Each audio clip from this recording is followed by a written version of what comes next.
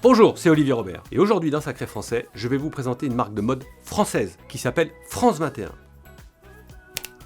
Et voilà.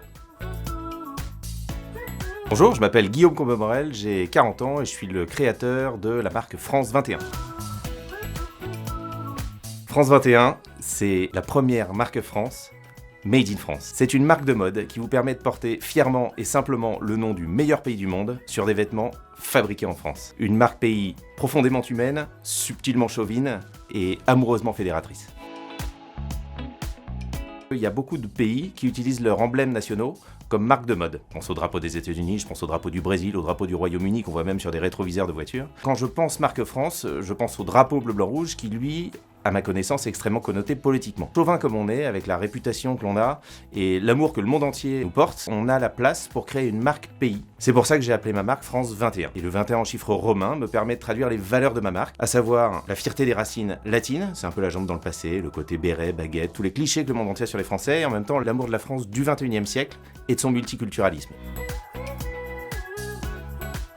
J'ai commencé par le support textile parce que c'était important pour moi, compte tenu du contexte dans lequel était présenté le drapeau bleu-blanc-rouge, qui était connoté la marque France, de traduire les valeurs de ma marque. Et j'ai préféré commencer sur des t-shirts, d'une part pour traduire un certain savoir-faire ancré en France, et ces valeurs, je les voulais justement profondément humaines, fédératrices et assez second degré, parce que c'est ce qui me caractérise et je voulais que chacun puisse s'identifier à cette marque France. Se lancer dans l'aventure d'une marque France Made in France, c'est difficile. Ça l'a été au moment où je me suis lancé en 2013-2014. J'ai lancé officiellement la marque en 2015, mais toute la recherche en amont de fabricants et de savoir-faire localisés en France était relativement compliquée à l'époque. Les difficultés que j'ai rencontrées à l'époque ne sont plus les mêmes aujourd'hui, parce qu'aujourd'hui il est beaucoup plus facile de trouver des fabricants. Un certain nombre d'acteurs sont arrivés sur ce créneau du Made in France. Mais il reste quand même effectivement des challenges à relever au niveau des prix. C'est déjà une chance incroyable, c'est un vrai plaisir. Être un entrepreneur français dans le Made in France de surcroît, c'est presque faire partie d'une famille d'entrepreneurs qui a voulu remettre au goût du jour, modestement, nos savoir-faire français. C'est un univers dans lequel un certain nombre d'aventures entrepreneuriales évoluent aujourd'hui, qui a donné naissance à de nouveaux acteurs et qui est porté par un véritable dynamisme. C'est une fierté vraiment de pouvoir faire partie de cet univers-là. Les difficultés ont évolué.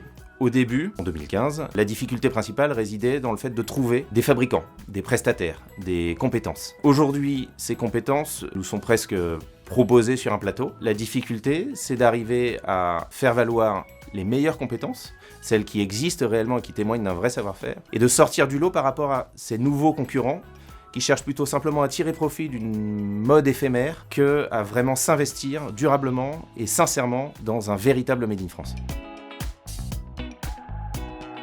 Le risque pour le consommateur final ne porte plus vraiment sur la véracité du discours de ces marques, mais plutôt sur la qualité du travail de chacun. J'invite sincèrement chaque consommateur à interroger les marques chez qui il a envie de faire un achat pour connaître exactement le circuit de fabrication de ces produits, de ces vêtements, de ces objets. Si les produits sont certifiés Origine France Garantie ou distribués par une entreprise du patrimoine vivant, vous pouvez y aller les yeux fermés. Si en revanche, la marque affiche des drapeaux bleu-blanc-rouge de partout, marque française, ou pensée en France, conçue en France, ou toutes ces petites subtilités qui laissent à penser que le produit est fabriqué en France, à ce moment-là, interrogez-vous, parce qu'il y a peut-être baleine sous gravillon. Vous savez, je ne pense pas qu'il y ait de bonnes ou de mauvaises situations. Si je devais résumer ma vie aujourd'hui avec vous, je dirais que c'est d'abord des rencontres. Des gens qui m'ont tendu la main peut-être à un moment où je ne pouvais pas, où j'étais seul chez moi.